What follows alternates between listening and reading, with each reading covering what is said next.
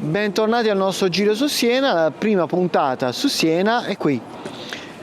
In questo momento ci troviamo in Croce del Travaglio, nome un po' strano per un luogo, il centro diciamo così vitale della città di Siena. Infatti riunisce quelle che sono le tre strade principali della città, riunisce in particolare i tre quartieri che formano la Y storica, almeno così si chiama, della città di Siena. Queste tre strade sono Banchi di Sopra, Banchi di Sotto e quella dove ci troviamo noi che si chiama Via di Città. Bene, queste tre strade proseguono lungo tre direttrici principali che sono direzione nord, Francia, per i senesi mai dire Firenze visto la rivalità storica che c'è tra le due città, Roma direzione sud, quindi direzione Cassia, e infine il mare, Grosseto, o meglio dire il mare, perché quella era la strada principale da dove veniva il sale e venivano tantissime altre merci. Ovviamente non sembra un punto così centrale se noi non guardiamo cosa c'è proprio dietro l'angolo.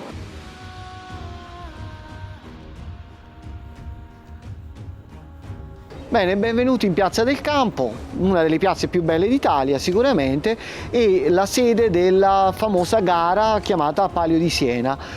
Questa piazza ha una forma sicuramente caratteristica, che è quella di una conchiglia, e questa forma non è per niente casuale.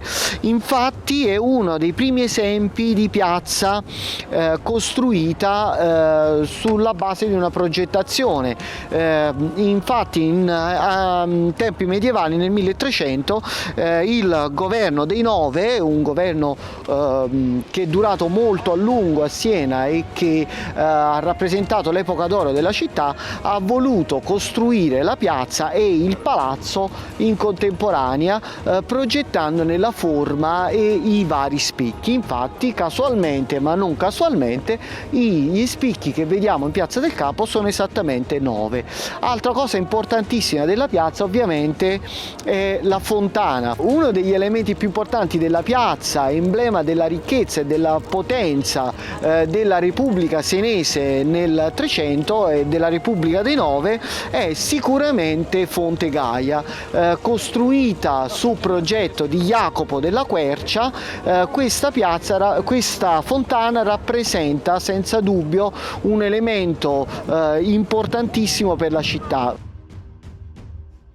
Pensate che questa fontana di acqua potabile fu costruita ben 100 anni prima della fontana del Biancone a Firenze, quindi questo vi dà l'idea di quanto i senesi ci tenessero a rappresentare con questa la grandissima ricchezza della città. Stiamo parlando di acqua potabile che scorreva continuamente nella piazza principale di una città che non ha fiumi, non ha acquedotti. L'acqua veniva infatti interamente portata qui dai bottini, da quella costruzione immensa costruita sotto i nostri piedi e che rendeva Siena sicuramente una delle città più importanti del Medioevo.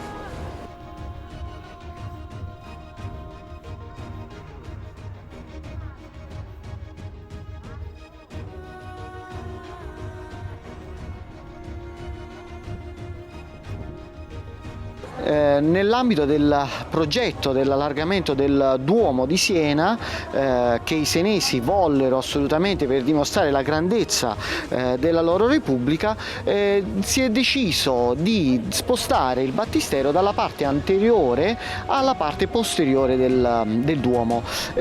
Questa fu veramente una gran bella pensata. Pensate infatti che sfruttarono le fondamenta stesse dell'allargamento per inserire nel piano sottostante lo spazio per il battistero, e questo spazio fu poi in seguito uno dei progetti rinascimentali più importanti di tutta la città di Siena. Infatti all'interno vi ritroveremo poi opere di grandissimi artisti, tra cui Donatello, Ghiberti da Turino e molti altri che hanno lavorato proprio, anche ad esempio Jacopo della Quercia. A un certo punto i senesi quindi decidono di allargare il Duomo di Siena, e nell'ambito di questo allargamento architettonico decidono anche di spostare il battistero dalla parte anteriore alla parte posteriore del Duomo, e questa fu una gran bella pensata. Infatti il battistero fu spostato proprio all'interno delle fondamenta della parte posteriore, in questa maniera il battistero stesso diventa le fondamenta e viene in qualche maniera inglobato dentro questa. Proprio nelle vicinanze del punto dove è avvenuta l'esta di Santa Caterina, è stata fatta una scoperta molto importante riguardante il Duomo di Siena. Solo recentemente, infatti, qui dietro di me è stato scoperto uno spazio sotterraneo riccamente affrescato con colori molto molto ben conservati, risalente probabilmente a un periodo tra il 1100 e il 1200, che si pensa, o meglio adesso viene chiamato cripta, ma in realtà era più probabilmente uno spazio che doveva servire di passaggio per i pellegrini per poter accedere poi all'interno del Duomo, che poi è stato richiuso e riempito di terra per renderlo più stabile, per poi costruire appunto la parte successiva, la parte molto importante, che è quella del battistero. E se volete visitarlo ve lo consiglio, perché questi affreschi sono veramente eccezionali. Soffermiamoci ora almeno un attimo a osservare la facciata del Duomo di Siena, che è stata costruita nel corso di svariati secoli, completata nel corso di svariati secoli, non ultimo il secolo scorso. Se noi guardiamo la facciata, questo è uno dei capolavori magistrali del romanico gotico. Ci hanno lavorato diversi architetti, in particolare due, non voglio fare troppi nomi per non rendere il video troppo pesante, ma comunque Tino di Camaino e Nicola Pisano sono i due principali. Questo ci serve però per capire che la parte sottostante ha uno stile completamente diverso. Infatti noi vediamo questi tre archi sono abbastanza piatti, abbastanza tondeggianti, molto pesanti, molto grossi, e poi sopra invece l'impostazione diventa molto molto più moderna, diciamo, per l'epoca, ovviamente gotica. Si comincia l'architettura a salire verso l'alto e quindi a creare delle strutture, delle sculture che cominciano a parlare letteralmente con noi. Infatti le sculture del primo contrafforte di Nicola Pisano vengono considerate uno dei più grandi capolavori della storia dell'arte. Pochi lo sanno, ma queste sculture sono effettivamente forse uno dei prodromi del Rinascimento.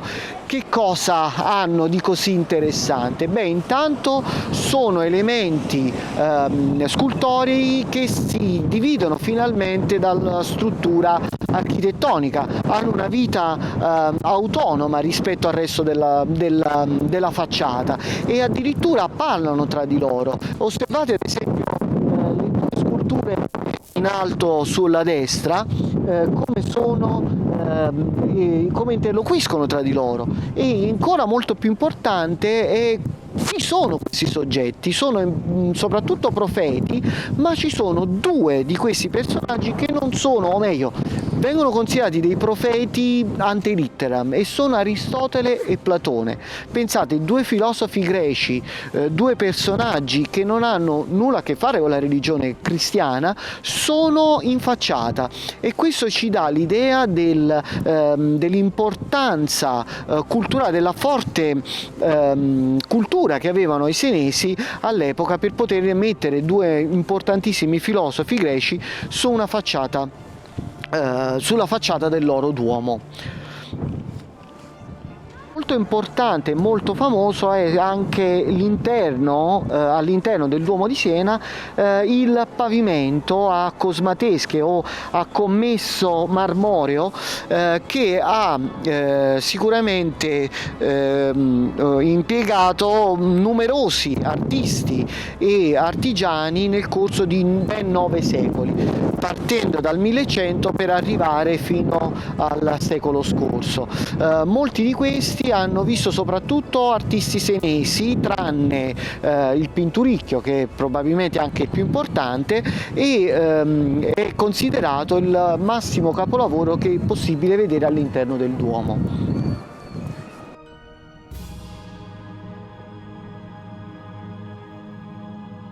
Pavimento del Duomo di Siena, pochi sanno che parte del pavimento che una volta si trovava all'interno è stato spostato all'esterno e si trova sul lato destro del Duomo, esattamente qui. Questa parte, che ormai è molto rovinata, si trovava dove ora all'interno del Duomo si trova la Cappella del Voto, che è stata ricostruita in seguito per ospitare la cappella, appunto progettata dal Bernini, che adesso ha tutto un altro tipo di iconografia, ma è ancora oggi possibile osservare quanto bello fosse anche all'epoca il pavimento del Duomo all'interno.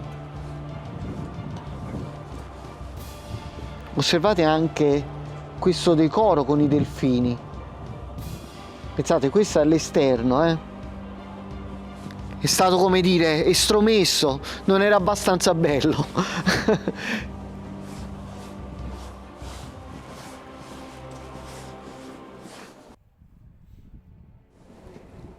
Beh, molto famoso e ancora più famoso adesso in seguito a un film che si è visto al cinema, è il Quadrato del Sator. Un po' nascosto ai turisti, non è facile da trovare se non si sa dove si trova, ed è una specie di quadrato portafortuna, una specie di simbolo di buon auspicio, che veniva utilizzato soprattutto per gli edifici più importanti e che è possibile trovare non solo a Siena ma in molti altri edifici sparsi per l'Europa cristiana, anche se si pensa che l'origine di questo quadrato sia ancora più antica e risalga al I secolo avanti Cristo. Infatti se ne è trovato uno anche a Pompei, anche se era all'inizio del I secolo dopo Cristo.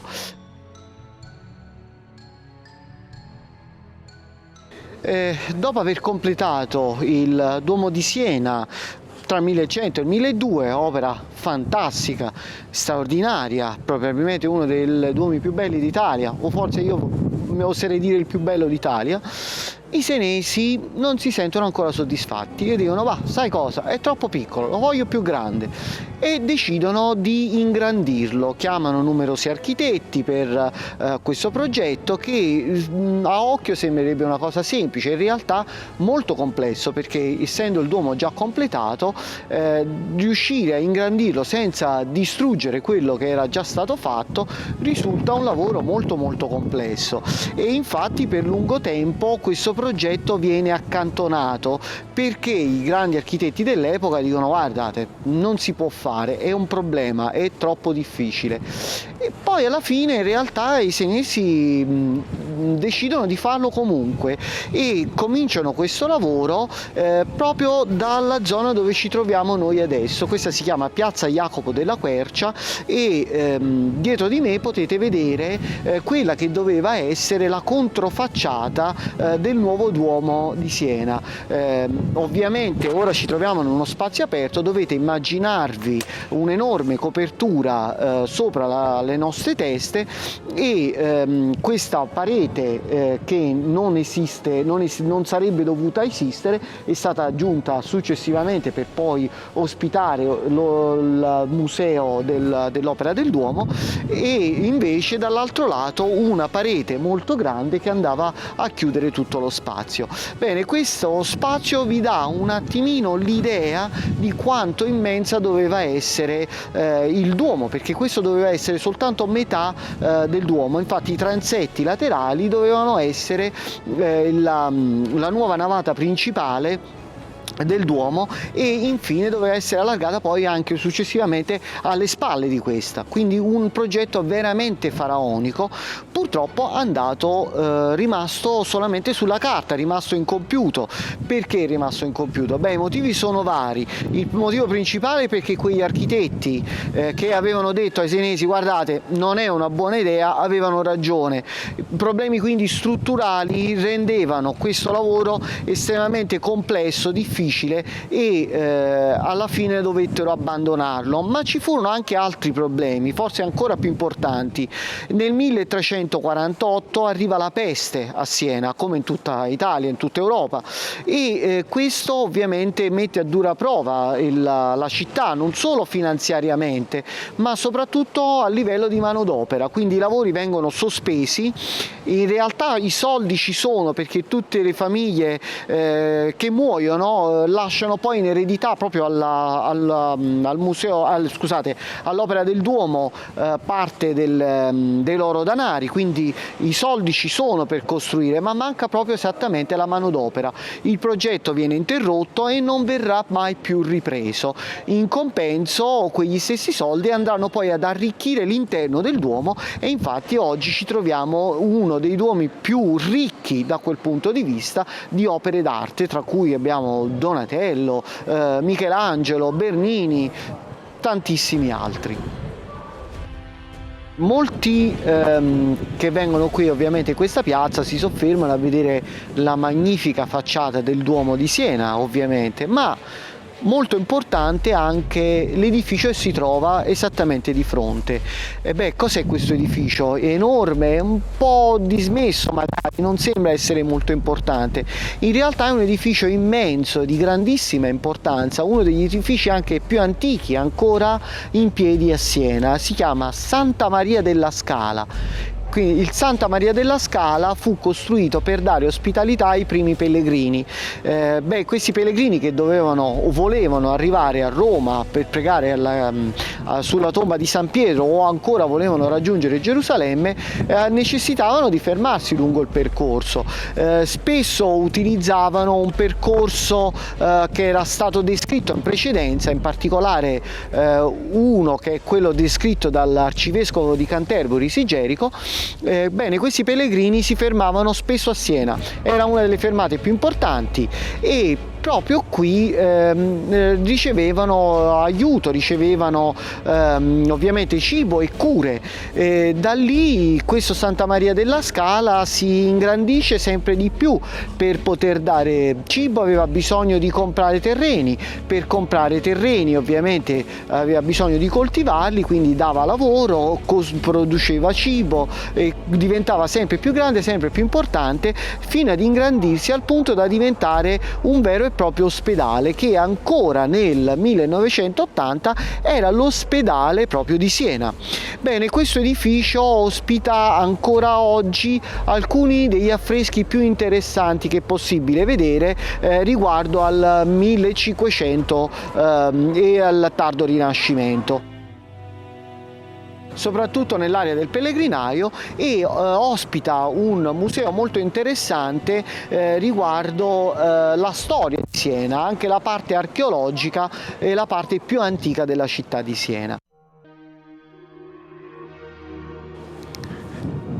Probabilmente la parte che vedete con queste strisce bianche e rosse è la parte originaria, o meglio l'ingresso principale, l'ingresso originario della Santa Maria della Scala, poi fu allargato a quest'ulteriore zona dove nella parte in alto una volta c'era un grandissimo affresco di Simone Martini e infine venne allargato ulteriormente anche sulla parte sugli altri lati dell'edificio.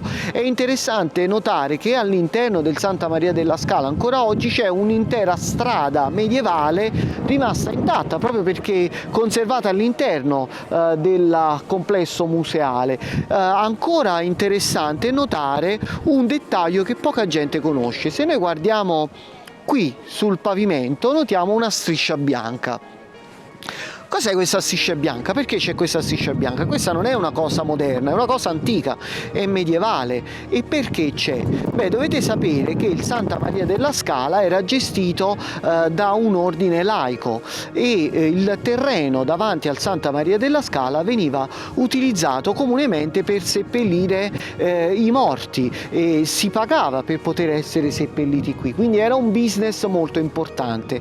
Ma al tempo stesso, come succedeva in tante altre città, anche il Duomo seppelliva i defunti davanti al sagrato e quindi il terreno tra il Duomo e il Santa Maria della Scala era causa di numerosi contenziosi tra il Santa Maria della Scala e ovviamente il Duomo.